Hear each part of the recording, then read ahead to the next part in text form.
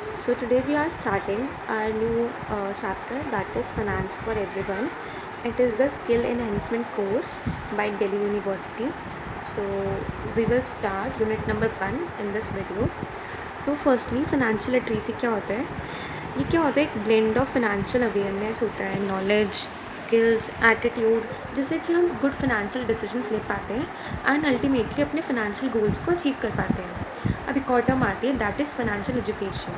Financial education क्या होता है? It is the presence of knowledge, understanding of the financial concepts and products, जिससे कि हम अपने रिस्क को मिनिमाइज़ कर पाते हैं एंड स्किल्स डेवलप कर पाते हैं एंड जिससे हमारा कॉन्फिडेंस भी बढ़ता है इन आर डिसीजंस. तो लाइक ये हमें अच्छे डिसीजन लेने में हेल्प करता है फाइनेंशियल एजुकेशन. तो यही होता है. देन फर्स्टली हमारे पास फाइनेंशियल एजुकेशन होती है, उससे हम फाइनेंशियल लिटरेसी डेवलप करते हैं. देन ओवरऑल हमारी फाइनेंशियल वेलबींग होती है. अब फाइनेंशियल लिटरेसी कैसे अचीव कर सकते हैं हम? मतलब ऑल्सो ये भी है कि हम अगर फाइनेंशियल कॉन्सेप्ट्स के बारे में पढ़ेंगे, अपने आप को अपडेटेड रखेंगे इन चीज़ों से एंड बेसिक टर्म्स में पता होंगी एंड उससे इन रियल लाइफ इम्प्लीमेंट करना सीखेंगे, तो हमारी फाइनेंशियल लिटरेसी बढ़ेगी. ऑल्सो ये तो हमें हेल्प करेगी इन बिकमिंग सेल्फ सफिशिएंट. हम सेल्फ सफिशिएंट बन पाएंगे, अच्छे फाइनेंशियल डिसीजंस ले पाएंगे, ऑल्सो जो भी बैड डेट्स होंगे उनसे बच पाएंगे. तो अब इम्पॉर्टेंस क्या है फाइनेंशियल लिटरेसी की? एक तो ये हमें हेल्प करते हैं अच्छे से बजट बनाने में एंड एक ट्रैक रखने में अपने एक्सपेंसेस का एंड अच्छे डिसीजंस लेने में कि हमें कहाँ पे इन्वेस्ट करना चाहिए.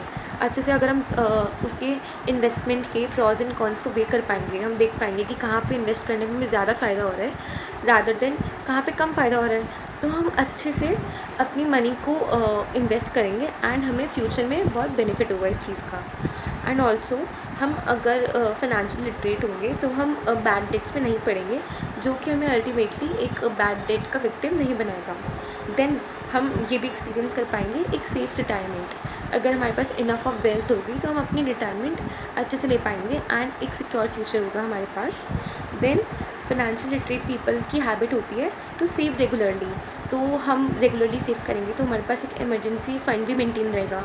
तो इन फ्यूचर अगर कोई अनफोर्सिन सिचुएशन आती है तो हम उस इमरजेंसी फ़ंड से मनी ले सकते हैं एंड अपनी नीड्स को पूरा कर सकते हैं.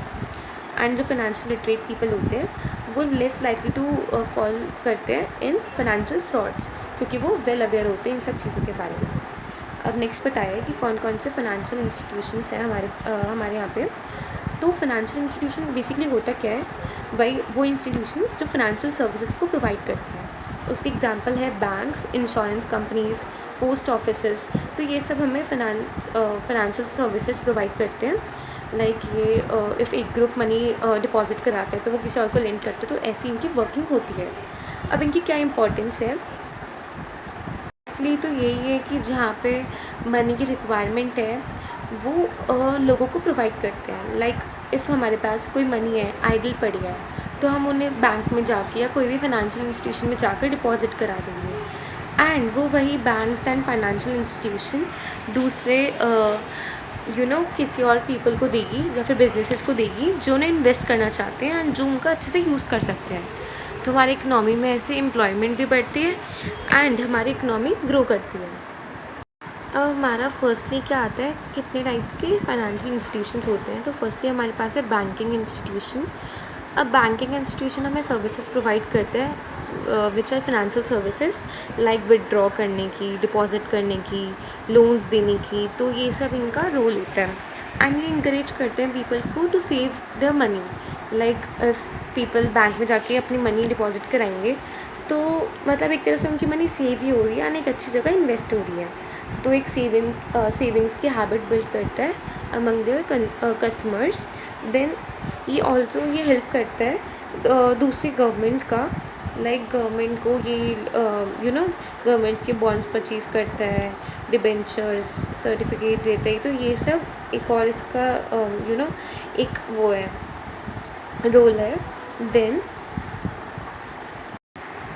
Now next one is central bank. अब सेंट्रल बैंक को हम रिज़र्व बैंक ऑफ इंडिया भी कहते हैं. तो इसके बहुत सारे फंक्शंस होते हैं. सबसे पहले तो ये मनी प्रिंट भी करता है.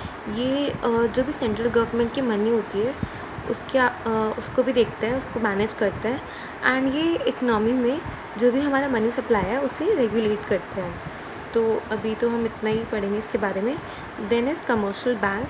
कमर्शियल बैंक्स वही होते हैं जो कि डिपॉजिट्स एक्सेप्ट करते हैं एंड लोन्स देते हैं, या फिर पर्सनल लोन्स देते हैं, मॉर्गेज लोन्स देते हैं इंडिविजुअल्स को। तो ये इनकी सर्विसेज होती हैं एंड इसमें भी बहुत सारे टाइप्स के होते हैं बैंक्स। अब कुछ इंश्योरेंस सेक्टर्स होते हैं जो कि एक कॉन्ट्रैक्ट होता है इंश्योरेंस का बिटवीन टू पार्टीज़। इसमें एक पार्टी तो इंश्योरर होती है जो किसी को इंश्योर करती है अबाउट सर्टेन लॉसेस, एंड जो दूसरी पार्टी होती है वो इन इंश्योरेंस को क्लेम करती है। तो अब डिफरेंट टाइप्स के इंश्योरेंस हो सकते हैं। लाइक हो सकता है कि लाइफ इंश्योरेंस, जिसमें अगर किसी की डेथ हो जाती है तो इंश्योरेंस क्लेम होता है। देन कुछ व्हीकल का भी इंश्योरेंस होता है। तो ऐसे डिफरेंट टाइप्स ऑफ इंश्योरेंस होते हैं। नाउ कुछ प्रिंसिपल्स होते हैं जो इंश्योरेंस सेक्टर में फॉलो करने होते हैं। Number one is principle of trust. इसमें एक म्यूचुअल ट्रस्ट होना चाहिए बोथ द पार्टीज़ के बीच में। ये इम्पॉर्टेंट होता है कि जो इंश्योर्ड पार्टी है वो इंश्योरेंस वाली पार्टी को सब चीज़ें बताए। लाइक इफ़ हेल्थ इंश्योरेंस दे रहे हैं तो वो अपनी सारी हेल्थ इश्यूज़ को बताएं एंड जो भी प्रिवीलिंग डिजीज़ हैं उन सबको डिस्कस करें। तो एक ऑनेस्टी होनी चाहिए बोथ द पार्टीज़ के बीच में। देन प्रिंसिपल ऑफ कंपनसेशन आता है कि कोई लॉस या डैमेज होगा तो जो पार्टी होती है वो कंपनसेट करती है। एंड देन सब्सटीट्यूशन आता है कि मतलब अगर लॉस किसी थर्ड पार्टी की वजह से हुआ है तो वो उसे पे करेगा। देन प्रिंसिपल ऑफ कंट्रीब्यूशन आता है कि अगर इंश्योरर ने मोर देन वन पार्टी से इंश्योरेंस क्लेम कर रखा है तो वो स्प्लिट करते हैं जो भी लॉस हुआ होता है। नाउ वी विल स्टडी क्या नीड है फाइनेंशियल सर्विसेज को अवेल करने की from banks, insurance companies, postal services. Firstly, financial institutions provide banking and financial solutions and services to all members of society without any bias. तो जो भी financial institutions होते हैं वो बैंकिंग और फाइनेंशियल सर्विसेज प्रोवाइड करते हैं अपने मेंबर्स को विदाउट एनी बायस। तो जो प्राइमरी ऑब्जेक्टिव होता है इन फाइनेंशियल इंस्टीट्यूशन का वो क्या होता है कि सब मेंबर्स को फाइनेंशियल असिस्टेंस प्रोवाइड कर सके विदाउट एनी बायस। मतलब कि उनकी एबिलिटी नहीं है इतनी पे करने की तब भी सबको इक्वली फाइनेंशियल असिस्टेंस प्रोवाइड हो सके। देन आरबीआई इन सब बैंक्स एंड फाइनेंशियल इंस्टीट्यूशंस को बोलता है कि वो जो भी economically disadvantaged society and people है उन सबका सेविंग अकाउंट ओपन करे सो दैट उनमें एक सेविंग की हैबिट बिल्ड हो। देन जो इंश्योरेंस सेक्टर होता है वो सेफगार्ड करते हैं पर्सन और फैमिली को from financial losses during accidents. तो ये हमारा फ़ायदा हो गया इंश्योरेंस सेक्टर का। स्कार्सिटी की टाइम पे इट इज़ वेरी इंपॉर्टेंट कि ये फाइनेंशियल प्लानिंग हम अच्छे से करें, क्योंकि स्कार्सिटी इज़ अ सिचुएशन जहाँ लिमिटेड सप्लाई होती है रिसोर्सेज की एंड उसकी डिमांड बहुत ज़्यादा हाई होती है। Now we will study the financial planning and budgeting. तो हमने पढ़ा था फाइनेंशियल प्लानिंग क्या होता है कि मतलब act of evaluating the necessary capital and figuring out it's competition. तो मतलब हमें अच्छे से अपनी जो भी कैपिटल है उसे देखना चाहिए एंड मैनेज करना चाहिए, वही होता है हमारा फाइनेंशियल प्लानिंग। अब ये फाइनेंशियल प्लानिंग कंपनीज भी यूज़ करते हैं to make their to use their wealth in good way. तो लाइक ये रेस करते हैं, इन्वेस्ट करते हैं मनी एंड अपनी कैपिटल को मैनेज करते हैं। तो क्या क्या इंपॉर्टेंस और नीड होती है फाइनेंशियल प्लानिंग की। फर्स्टली हम फाइनेंशियल प्लानिंग से ये देख सकते हैं कि हमें कितना फ़ंड रिक्वायर्ड है सो दैट हमारी मनी आइडल भी ना पड़ी रहे एंड वो सही जगह इन्वेस्ट हो जाए। देन ये हमें हेल्प करते हैं एक प्रॉपर बैलेंस बनाने में between cash inflows and outflows. Then उसका एक और एडवांटेज है दैट इज़ ये हेल्प करते हैं प्रॉपर इन्वेस्टिंग में क्योंकि अगर हमें पूरी नॉलेज है कि हमारे फंड्स कहाँ जा रहे हैं, कैसे हम सेव कर रहे हैं, तो हम सही जगह उसे इन्वेस्ट भी कर पाएंगे एंड फर्दर हमारी जो भी फर्म है उसकी growth and development and expansion में बहुत हेल्प हो। तो फर्दर जो फाइनेंशियल प्लानिंग है वो रिस्क को रिड्यूस करने में भी हेल्प करेगा एज हमें मार्केट पैटर्न्स पता होंगे। Now what are the types of budget. सबसे पहले आता है पर्सनल बजट, उसे हम हाउस होल्ड बजट भी कहते हैं। ये हेल्प करता है एक पर्सन को बैलेंस करने में उसकी इनकम्स और उसके एक्सपेंसेस एंड इसमें जो भी फैमिली के या फिर जो भी पर्सन के एक्सपेंडिचर होते हैं एंड जो भी सेविंग्स होते हैं वो अच्छे से मैनेज कर पाते हैं एंड अचीव कर पाते हैं अपने फाइनेंशियल ऑब्जेक्टिव्स। तो अब पर्सनल फाइनेंस की कुछ टेक्निक्स होती है। Number 1 is 50-30-20 budget. इसमें क्या होता है, सेपरेट 4 पर्सनल एक्सपेंडिचर कैटेगरीज बनाता है पर्सन। 50% अपनी नेट इनकम में देता है, then 30% to satisfy his wants and 20% वो सेव करता है। देन 80-20 मेथड, इसमें 20% ऑफ इनकम सेव करते हैं पहले, देन जो भी बचता है वो स्पेंड कर सकते हैं। Then budgeting using envelope method, इसमें सेपरेट एनवेलप्स बनाते हैं जिससे कि वो अपने इनकम को सेव कर सकें एंड हर चीज़ के लिए अलग एनवेलप हो।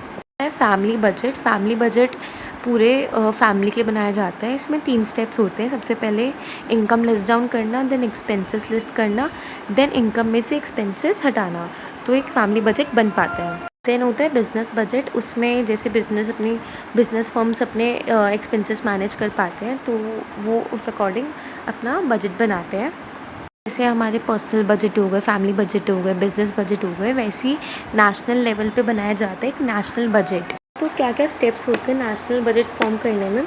सबसे पहले सारे सर्कुलर्स जाते हैं मिनिस्टर्स को, देन वो रिसीव करते हैं कुछ उनसे कंसल्टेशंस जो भी प्लान बनाने होते हैं, then distribution of income decide किया जाता है, देन एक प्री बजट कॉन्फ्रेंस होता है, फिर जो भी होता है सब बजट डॉक्यूमेंट्स को प्रिंट किया जाता है एंड कंप्लीट किया जाता है, देन प्रेजेंटेशन ऑफ बजट होता है। तो इस तरह से नेशनल बजट रेडी होता है। देन प्लानिंग और बजटिंग एनालिटिकल टूल्स होते हैं जो हेल्प करते हैं एक अच्छा बजट बनाने में। ये एज अ फ्रेमवर्क वर्क करते हैं। It enables organizations to make a proper budget and वो एक प्रोसेस फॉलो करते हैं जिससे कि वो एक्सेस और एग्जामिन कर पाते हैं रीसेंट और हिस्टोरिकल डेटा, कैरी कर पाते हैं कैरी कर सकते हैं historical and ongoing forecast. Then ये एक मल्टी डायमेंशनल मॉडलिंग होती है जिससे कि एक प्रॉपर बजट बन पाता है। नाउ एक तो बजट डेफिसिट होता है, देन एक बजट सरप्लस होता है। तो when expenses exceeds income there is budget deficit and when income exceed expenses there is a budget surplus. कि मतलब जब एक्सपेंस ज़्यादा होता है इनकम से तो एक बजट डेफिसिट होता है, एंड इफ़ इनकम ज़्यादा होती है एक्सपेंसेस से तो बजट सरप्लस होता है। नाउ जो बजट डेफिसिट है वो कैसे इफ़ेक्ट करता है सबको, वो सब इंडिविजुअल्स, बिजनेस और जनरल इकोनॉमी को इम्पैक्ट करता है। वो रिड्यूस कर देता है गवर्नमेंट स्पेंडिंग एज एक्सपेंसेस ज़्यादा होते हैं इनकम से, एंड टैक्सेस इंक्रीज़ कर देता है एंड इकोनॉमी में इन्फ्लेशन आ जाता है। देन रेवेन्यू डेफिसिट, ये डिफरेंस होता है revenue expenditure and revenue receipts के बीच में। अब इसके क्या कॉन्सिक्वेंसेस होते हैं, एक तो फर्स्टली जो गवर्नमेंट होती है वो अपने tax and non tax earnings को इंक्रीज़ कर देती है, क्योंकि हमारा जो रेवेन्यू एक्सपेंडिचर हो रहा है गवर्नमेंट का वो ज़्यादा हो रहा है दैन जो से रिसिप्ट्स हो रही हैं। सो जो भी वेस्टफुल और इनइफेक्टिव गवर्नमेंट स्पेंडिंग होती है गवर्नमेंट उसे भी कट करने की कोशिश करती है। Then primary deficit. अब प्राइमरी डेफिसिट क्या होता है वो हम पढ़ते हैं। तो ये एक फिस्कल डेफिसिट होता है एक स्पेसिफिक ईयर का जिसमें interest payments on borrowings include नहीं होता है।